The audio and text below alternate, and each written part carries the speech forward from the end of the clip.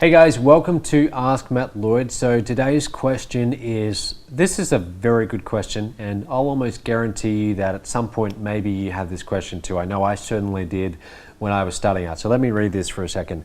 So this is from Akalan Balu. Hopefully I pronounced that right. But the question is, how can I honestly present myself as successful to my subscribers when I have not yet had any sales? Okay, so it's a good question.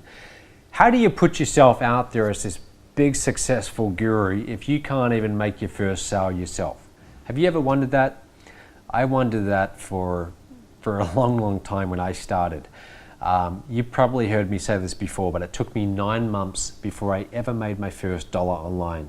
That was after I had invested $40,000 into another company back in 2009. So I would do all the things that you're probably doing. I started to build my own email list. I started to get subscribers. And in the back of my mind, every time that I made a video or I sent out an email, I was thinking to myself, how do I tell these people that they can make this money or they can be successful online when I can't even get my first sale? How do I do that? What I did is I started to realize that, number one, my results have nothing to do with their results. Okay, so if their goal, the people on my list and my audience, if their goal is to get up and running in a business and do well, my results have no impact on whether they're going to be successful or not. Obviously, if I'm a successful affiliate marketer, then yes, I might be able to offer them more advice and help them get up and running faster. But at the end of the day, everyone has to take full responsibility for their own results. And if someone's going to be successful online, rarely is it because of you, the person who introduced them to whatever offer you're promoting. Rarely is it solely your responsibility. Okay, it's actually their responsibility. Let me make a point and listen very carefully to this, because there's a really important lesson in this. So the month was, this would have been October of 2008. I was brand new to internet marketing. I knew absolutely nothing about it. I didn't know domain names, hosting, WordPress. I knew nothing. Didn't know what affiliate marketing was. Anyway, I saw an ad one day, and it said in the ad that I could learn how to make all of this money online. And naturally, I was curious. I thought, okay, that would be nice, but it's probably a scam. Okay, that's what I thought. So I became a lead for someone. Okay, I filled out a form. There was this one-page website where there's this guy and he's saying, I can teach you how to be successful online. I can teach you how to generate an income. I filled out the form. I put in my name, email, phone number, and all of his questions. About 24 hours later, the next day, this guy calls me back, and I had almost forgotten about filling out the form in the first place. And he says to me, you filled out the form, what's got you interested in starting a home business? And he proceeds to interview me. And I must have been about 21 at the time, and in the back of my mind I thought, okay, this guy kind of sounds like he knows what he's talking about. And then he invited me to this webinar, and I didn't even know what a webinar was back then. And I thought, okay, well, I'll go along to it. I kept on missing the webinar, and after 2 weeks he called me back and he said he was quite, at the time I thought he was kind of rude about it, but now I know what he was doing. He said to me, look, you either need to get on this next webinar or let's forget about working together. Okay, so I kind of got the point. I went to the webinar then and I listened to it. And this whole webinar was a sales pitch for this business model that they were doing. Again, this is back in 2008. And I was interested, but I wasn't yet ready to buy.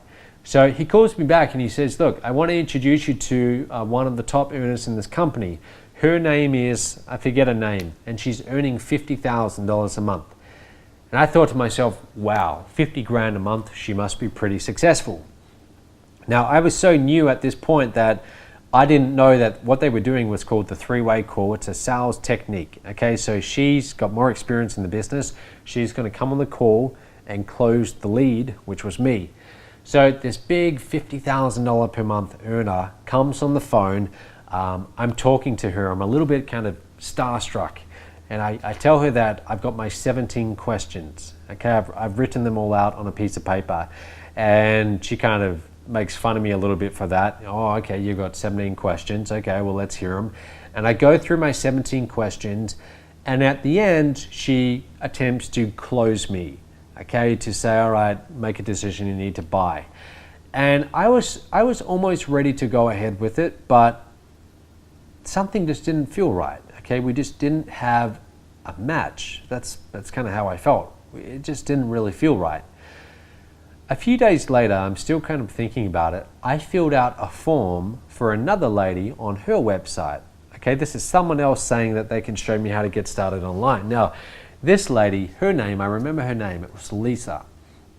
Lisa lived in Australia, and I liked the look of Lisa, okay? She just seemed like someone I could kind of relate to.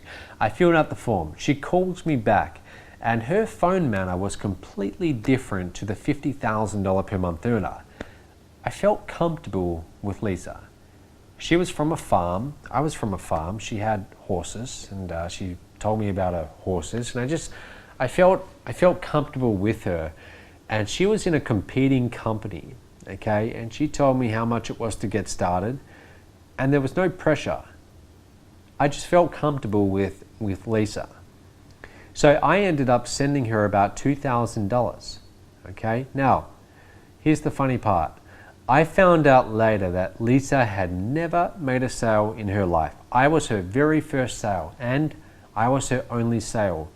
About 2 weeks later, she disappeared, okay? She quit the business. I never really heard from her after that point. Who knows what she's doing today? And I seriously doubt she knows what became of me, okay? If I always kind of wondered to myself, I'd love to show her what we've done with Mobe, and you know what she potentially missed out on. She could have made a lot of residual income. But the moral of the story is I chose to work with someone who'd never made a sale before over a $50,000 per month earner. Do you need to have results to get sales in this business? The answer is no. Now, did my mentor or my sponsor back then, Lisa, did she need to have results for me to become successful? Well, obviously not. She made one sale, and that's all she ever made, and I did just fine. Okay, 5-6 years later, tens of millions of dollars in revenue later on, I've done just fine. You know why I did fine? Because I decided that I was going to do well. Okay, I as an individual decided that I was going to do well. Your subscribers, all the people that you're marketing to, whether they're going to do well or not, at the end of the day, it comes down to them. It's got nothing to do with you. You can help show them a few things. You can help them avoid some mistakes. You can help show them some good products and good marketing systems. But at the end of the day, you can't make them successful. So what I'm saying to you is your results are largely irrelevant.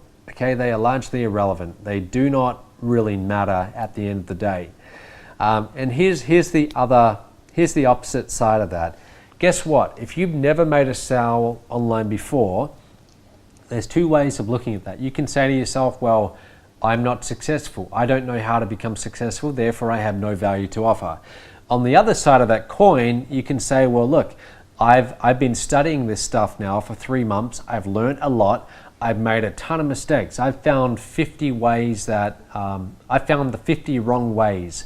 And if I can help someone avoid doing those 50 wrong things, I'm offering value, which you are. Okay, so all the mistakes that you made up until this point, if you can help your subscribers avoid those mistakes, you're giving value. Okay, that's valuable information that will help them. Okay, so hopefully that clears up a few things, but just know that your results really don't matter. And the last part of advice that I'm going to give you is, if you don't have results yet, find successful case studies of whatever product you're promoting, okay? Let's say you're promoting the Mobe affiliate program.